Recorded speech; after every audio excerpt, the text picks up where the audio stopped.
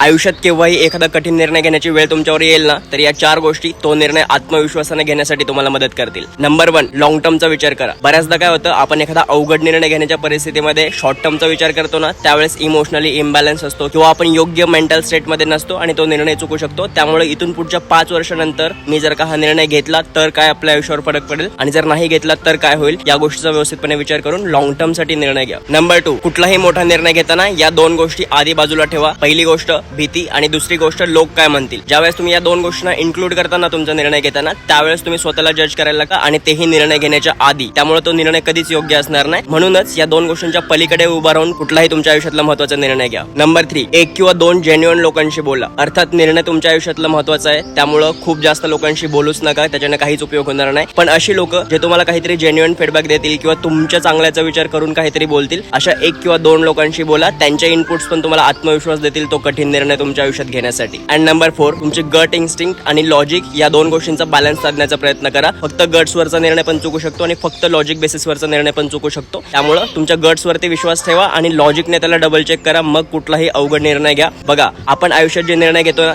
तेच आपल्याला एक चांगलं आणि मजबूत आयुष्य निर्माण करून देत असतात. म्हणून हे डिसिजन्स इम्पॉर्टंट असतात. अशाच महत्त्वाच्या व्हिडिओसाठी आपल्या पेजला फॉलो करा आणि ही रील तुमच्या सगळ्या मित्रांसोबत पण शेअर करा.